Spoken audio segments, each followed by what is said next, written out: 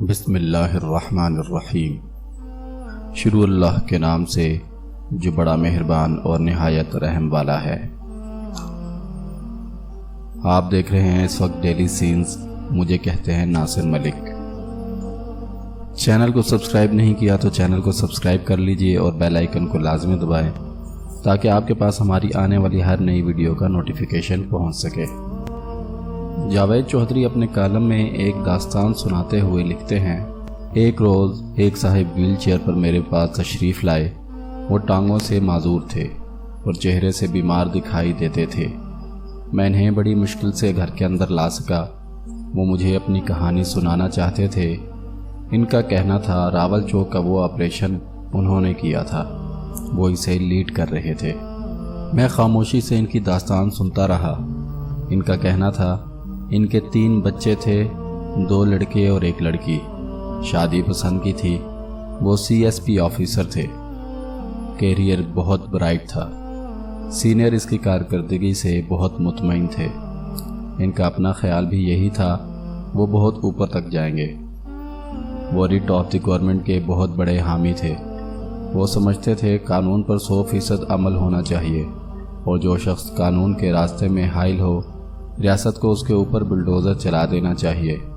چنانچہ جنرل مشرف نے جب راول چوک کے مکانات گرانے کا حکم دیا تو یہ ذمہ داری انہیں سونپی گئی۔ یہ فورس لے کر وہاں پہنچے اور گھر گرانا شروع کر دیے۔ لوگ مزاحم ہوئے، پولیس نے ڈنڈے برسائے، لوگوں کو گرفتار بھی کیا اور ایک آدھ موقع پر ہوائی فائرنگ بھی کرنا پڑی۔ بہرحال قصہ مختصر، آپریشن مکمل ہو گیا اور انتظامیہ نے ملبہ اٹھانا شروع کر دیا۔ وہ رکے اور پھر بولے، آپریشن کے بعد اینٹوں کے ایک ڈھیر پر درمیانی عمر کی ایک خاتون بیٹھی تھی۔ وہ ملبے سے نہیں اٹھ رہی تھی۔ اس کا صرف ایک مطالبہ تھا، وہ کہہ رہی تھی کہ وہ بس ایک بار آپریشن کرنے والے صاحب سے ملنا چاہتی ہے۔ انتظامیہ عموماً ایسے مواقع پر خواتین سے زبردستی نہیں کرتی، چنانچہ اہلکاروں نے انہیں بتایا اور وہ خاتون کے پاس چلے گئے۔ خاتون نے ان کی طرف دیکھا اور کہا، صاحب یہ آپریشن آپ نے کیا؟ میں نے جواب دیا، ہاں۔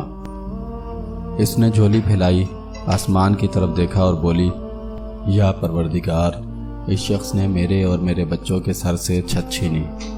یا اللہ اسے اور اس کے بچوں کو برباد کر دے۔ میں اس وقت جوان تھا۔ میں نے منہ دوسری طرف پھیر دیا۔ اس خاتون نے اس کے بعد کہا، یا اللہ ہم سے ہمارے گھر چھیننے والے تمام لوگوں کو برباد کر دے۔ اس نے اس کے بعد اپنی پوٹلی اٹھائی، اپنے بچے ساتھ لیے اور چلی گئی۔ وہ رکا، اس نے اپنے آنسو پونچھے اور بولا، جاوید صاحب آپ یقین کریں وہ دن ہے اور آج کا دن ہے، میں بحرانوں سے نہیں نکل سکا۔ میں اس پوٹلی والی کی بد دعا کا نشانہ بن گیا۔ میرا ایکسیڈنٹ ہوا، میری بیوی اور میری بچی مر گئی، میری ٹانگیں کٹ گئی، میرے دونوں بیٹے ایک ایک کر کے بیمار ہوئے۔ میں نے اپنی ساری جمع پونجی ان کے علاج پر لگا دی، لیکن وہ فوت ہو گئے۔ مجھے سسرال سے گھر ملا تھا، وہ بک گیا۔ میں نے اپنا گھر بنایا تھا، وہ 2005 کے زلزلے میں گر گیا۔ محکمے نے میرے اوپر الزام لگایا، میری انکوائری شروع ہوئی، میں ڈسمس ہوا اور بے گناہی کے باوجود آج تک بحال نہیں ہو سکا۔ میں مقدمے پر مقدمہ بھگت رہا ہوں۔ میں 38 سال کی عمر میں شوگر، بلڈ پریشر اور دل کا مریض بھی بن چکا ہوں، اور میرے تمام رشتہ دار اور دوست بھی میرا ساتھ چھوڑ چکے ہیں۔ میں دل سے سمجھتا ہوں مجھے اس عورت کی بد دعا لگی تھی۔ حکومت، میرا محکمہ اور آرڈر دینے والے لوگ تینوں پیچھے رہ گئے، لیکن میں برباد ہو گیا۔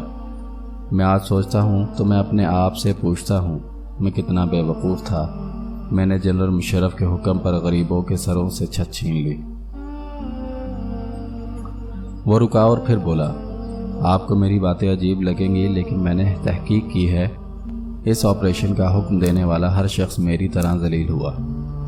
ان میں سے آج کوئی شخص اپنے گھر میں آباد نہیں۔ وہ سب اولاد اور بیویوں کے بغیر عبرت ناک اور بیمار زندگی گزار رہے ہیں۔ یہاں تک کہ اس وقت کے چیئرمین CDA کی ساری پراپرٹی بھی بک گئی اور اس کی اولاد بھی دربدر ہو گئی۔ وہ بھی عبرت کا نشان بن کر آخری سانسیں لے رہا ہے۔ ہم سب کو اس عورت کی آہ کھا گئی۔ میرا تجربہ اور میرا مشاہدہ ہے، دنیا کا ہر وہ شخص جو کسی کے سر سے چھت اور اس کا روزگار چھینتا ہے یا پھر کسی معزز شخص کو بے عزت کرنے کی کوشش کرتا ہے، اللہ تعالیٰ اس سے سب کچھ چھین لیتا ہے، اور وہ شخص اس کے بعد روز مرتا اور روز جیتا ہے، مگر اس کی سزا ختم نہیں ہوتی۔